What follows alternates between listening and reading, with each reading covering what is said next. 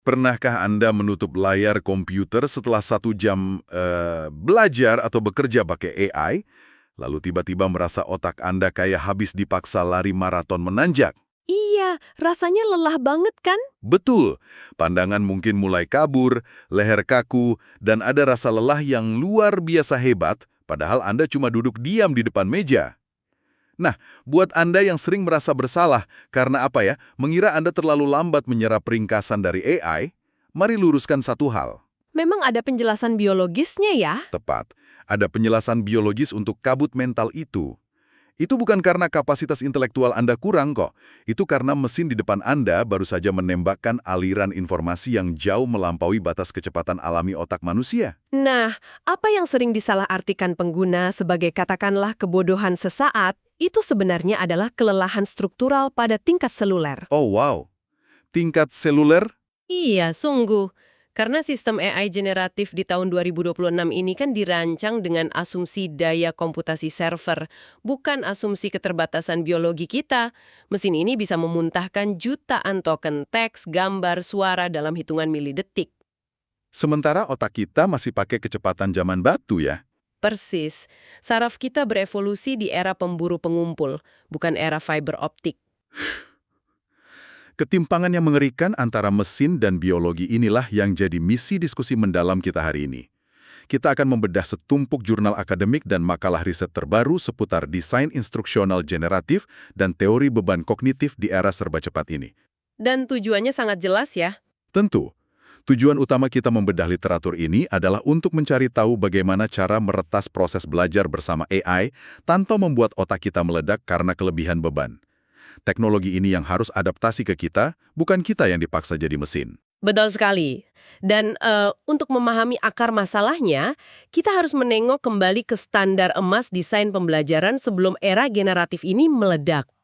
Oke, mari kita bedah ini. Maksudnya teori yang mana tuh? Selama puluhan tahun, fondasinya diatur oleh teori kognitif pembelajaran multimedia dari Richard E. Mayer. Teori ini nggak bicara soal teknologi, tapi soal batasan kaku dari arsitektur pikiran manusia. Sebentar, biarkan saya mengingat kembali konsep dasarnya. Arsitektur kaku ini merujuk pada asumsi bahwa kita menerima informasi melalui jalur yang terpisah kan? Iya, betul. Ada saluran visual untuk memproses apa yang kita lihat, dan saluran auditori terpisah untuk apa yang kita dengar. Nah, pemisahan jalur itu adalah fondasi pertamanya yang disebut asumsi saluran ganda. Tapi jebakan terbesarnya justru ada di prinsip kedua, yaitu asumsi kapasitas terbatas. Kapasitas terbatas ini hubungannya sama memori kerja kita, bukan? Tepat. Kedua jalur tadi berujung pada memori kerja, tempat di mana Anda secara sadar menahan informasi sementara untuk dipahami. Dan masalahnya, ukuran memori kerja manusia itu sangat-sangat sempit. Ini adalah leher botol paling kritis dalam kognisi kita. Jadi, kalau diibaratkan secara fisik, memori kerja Anda itu bukan tangki air raksasa penampung hujan. Dia itu cuma corong air kecil. Corong dengan lubang bawah yang sangat kecil ya. Benar, air harus dituang perlahan supaya nggak tumpah kemana-mana. Saat kita belajar hal baru, otak kita harus mengelola jenis-jenis beban kognitif yang mengalir masuk ke corong itu. Dan kategorisasi beban inilah kuncinya. Pertama ada beban intrinsik. Ini tingkat kerumitan bawaan dari materinya. Kayak belajar kalkulus pasti lebih menguras otak dibanding belajar merebus telur kan? Nah, itu dia. Anda nggak bisa menyederhanakan beban intrinsik tanpa membuang inti materinya. Lalu yang kedua, ini yang sering jadi biang kerok. Beban extraneous. Beban ekstrenius. Ini energi mental yang terbuang sia-sia karena presentasi yang berantakan ya? Betul banget. Bayangkan Anda baca teks penting, tapi fontnya kekecilan, terus ada animasi pop-up yang gerak-gerak terus di sudut layar. Pasti bikin pusing. Iya, karena otak Anda diam-diam membakar glukosa berharga untuk mengabaikan gangguan itu, bukan untuk memahami teksnya. Padahal energi glukosa itu sangat kita butuhkan untuk beban yang ketiga, yaitu beban generatif. Kalau nggak salah, ini usaha produktif otak untuk bikin koneksi antara informasi baru dan pengetahuan lama kita ya. Persis. Di masa lalu, waktu kita nonton video dokumenter atau baca buku, si pembuat materi bisa mengatur alur ketiga beban ini dengan hati-hati. Mereka menyisipkan jeda, memberi ruang buat otak memproses. Tapi di tahun 2026, AI generatif menghancurkan total semua elemen kendali itu. Hancur total. Kontennya cair, dibuat dan diubah seketika setiap kali pengguna memasukkan prompt. Dan saat itulah analogi corong kita tadi runtuh. Buku tradisional itu kayak menuangkan air dari teko kecil perlahan-lahan. Kalau AI modern, begitu kita tekan enter, dia menembakkan informasi pakai selang pemadam kebakaran langsung ke wajah kita. Nah, literatur modern menyebut ini sebagai the fire hose effect atau efek selang pemadam kebakaran. AI mampu merender teks, grafik 3D, dan suara seketika. Tapi saraf biologis kita nggak bisa dipaksa begitu. Karena kita butuh yang namanya waktu refraktori ental, kan? Betul, neuron di otak Anda butuh waktu jeda. Tunggu, waktu refraktori ini apakah ibarat waktu jeda kamera setelah memotret pakai flash sebelum dia bisa ambil foto berikutnya? Analogi yang sangat presisi. Secara neurobiologis, setelah neuron menyala, dia butuh sepersekian milidetik untuk mengatur ulang keseimbangan ion sebelum bisa merespons stimulus baru. Berarti jeda mikro itu penting banget ya? Sangat krusial. Itu ruang biologis di mana informasi mulai dikonsolidasikan jadi memori. Kalau AI membombardir otak tanpa henti, melampaui kecepatan refraktori ini, Anda tidak sedang belajar. Anda cuma sedang berusaha bertahan hidup dari tsunami stimulus. Tepat sekali. Oh, ini masuk akal banget. Makanya sering kejadian Anda baca paragraf panjang dari AI, mata bergerak melintasi kata-kata, tapi begitu layar ditutup, otak kosong. Nggak ingat apa-apa. Karena energi mental Anda habis terkuras buat memproses tampilannya, bukan maknanya. Dan kondisi ini sering diperparah karena pengembang AI melanggar prinsip redundansi. Tunggu sebentar.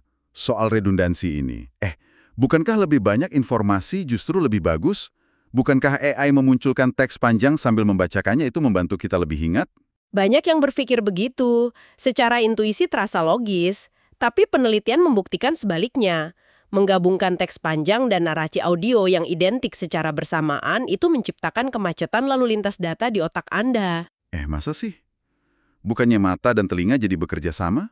Kenyataannya, mata Anda membaca jauh lebih cepat daripada suara naratornya.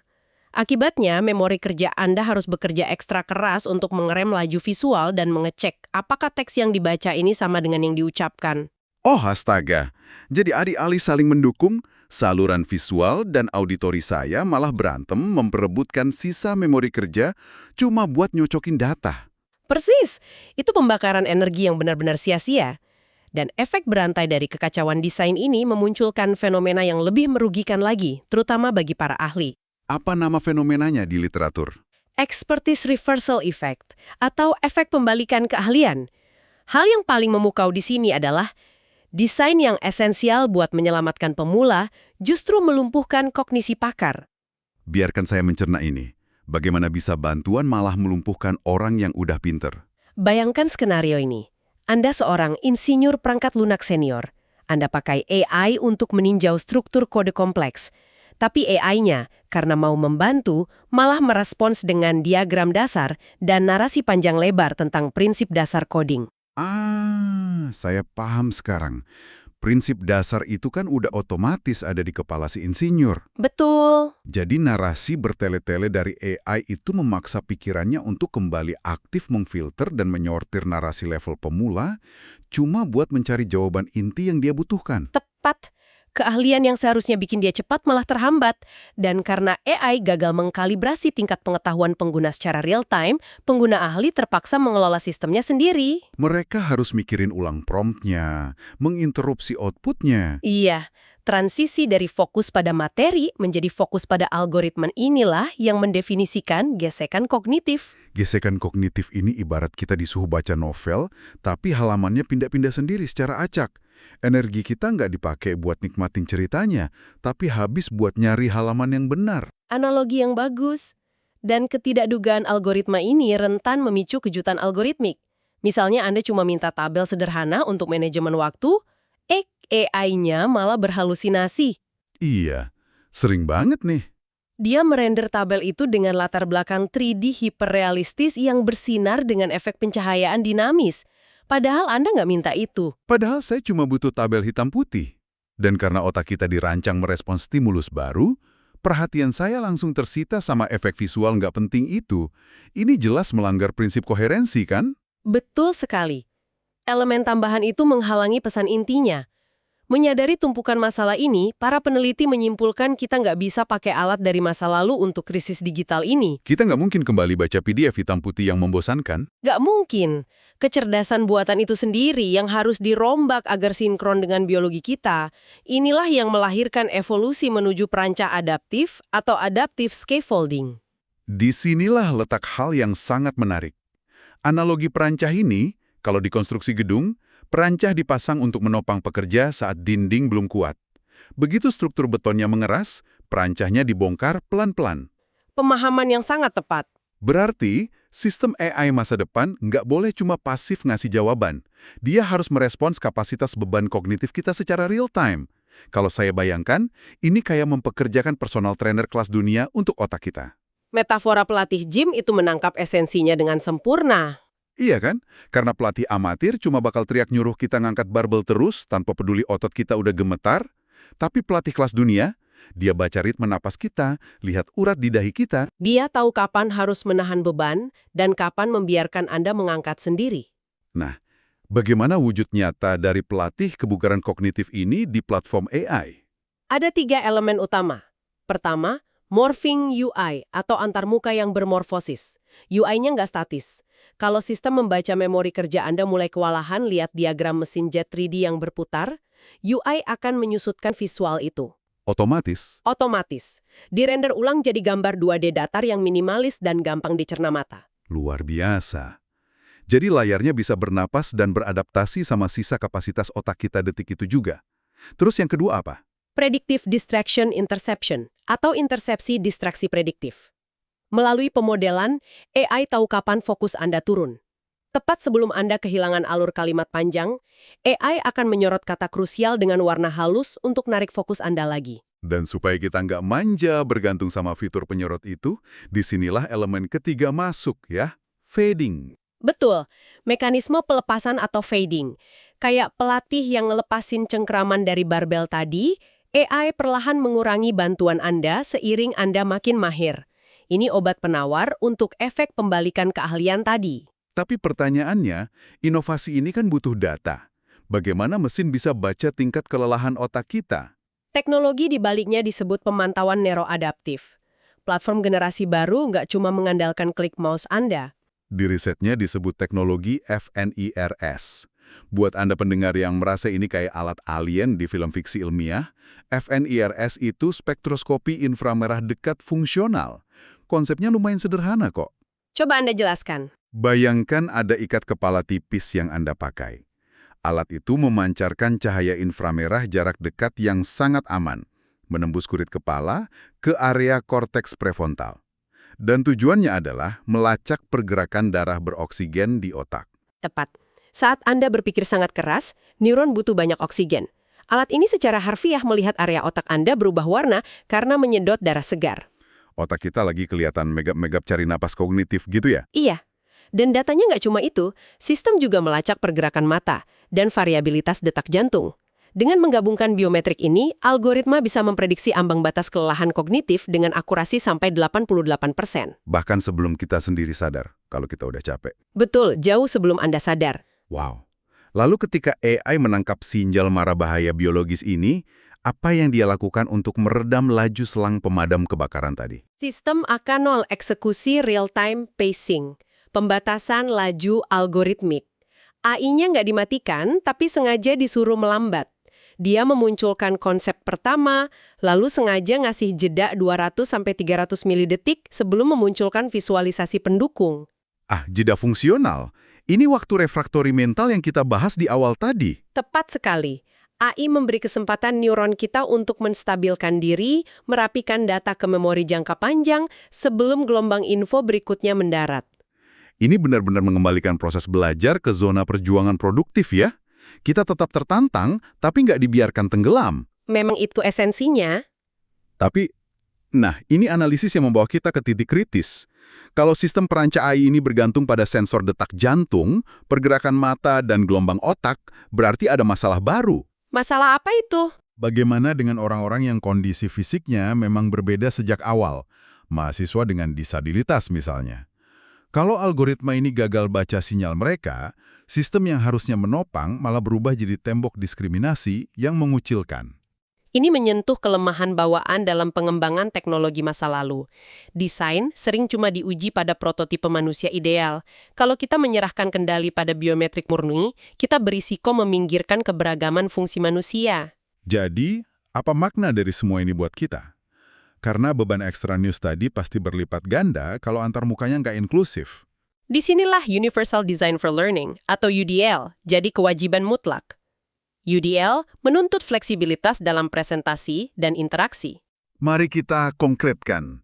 Ambil contoh mahasiswa tunanetra. Di masa lalu, mereka menderita karena dosen ngasih PDF hasil scan. Screen reader nggak bisa baca gambar. Beban kognitif mereka habis cuma buat mencoba mengakses, belum memahaminya. Nah, bayangkan mahasiswa itu di era AI 2026. AI terus-terusan merender diagram dinamis yang antar mukanya berubah otomatis. Kalau itu nggak punya teks alternatif yang akurat, pembaca layar mereka bakal kebingungan. Bagi mereka, AI bukan sekedar selang pemadam kebakaran, tapi dinding beton. Begitu juga mahasiswa tunarungu. Kalau sistem pacing tadi sangat bergantung pada narasi audio tanpa auto-captioning yang akurat secara real-time, AI secara aktif mendiskriminasi mereka di setiap detik. Makanya kepatuhan pada standar Web Content Accessibility Guidelines atau WCAG itu bukan tambahan optional. Kalau sistem menyusutkan 3D jadi 2D, perubahan layar itu harus bisa dinavigasi pakai keyboard atau suara. Mendesain dengan prinsip UDL pada dasarnya adalah mitigasi beban kognitif untuk semua kelompok.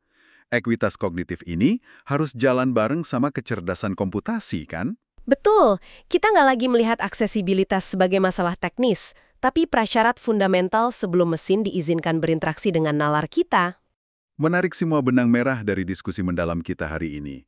Untuk bertahan di era 2026, kita butuh AI yang menggunakan perancang adaptif, sistem yang menghormati ritme seluler neuron kita lewat real-time pacing, dan berbasis UDL. Tujuan akhirnya bukan AI yang berpikir lebih cepat, tapi sistem yang membimbing nalar kita tanpa mengambil alih perjuangan kritis dari pembelajaran itu sendiri. Luar biasa. Namun sebelum kita berpisah dan kembali pada rutinitas Anda, saya mau membagikan satu pemikiran provokatif yang terus mengganggu saya sejak membaca riset-riset ini. Silakan, apa yang mengganggu Anda? Jika prediksi teknologi ini benar-benar terwujud sempurna, jika AI masa depan bisa membaca detak jantung kita, selalu tahu kapan kita frustasi, menyederhanakan materi otomatis, dan membuang semua gesekan kognitif. Jika belajar jadi terlalu mudah dan nyaman, Lantas? apakah otot mental kita untuk memproses kerumitan yang berantakan di dunia nyata justru akan mengalami penyusutan permanen? Oh, wow. Itu ironi tertinggi dari kenyamanan kognitif ya. Algoritma pelindung ini perlahan malah menjuri ketahanan alami kognitif kita. Tepat. Kemudahan algoritmik ini memanjakan otak kita, sehingga saat kita harus menghadapi masalah di dunia nyata yang nggak punya morphing UI untuk meringankan beban, kita malah gagal bertahan. Pemikiran yang salah tajam. Sebuah pertanyaan yang pantas Anda renungkan saat Anda menyalakan komputer dan berhadapan dengan AI esok hari. Terima kasih banyak telah menemani penyelaman mendalam kita hari ini. Tetaplah jadi manusia yang punya rasa ingin tahu tinggi dan sadari selalu sekeras apa corong kognisi Anda bekerja hari ini.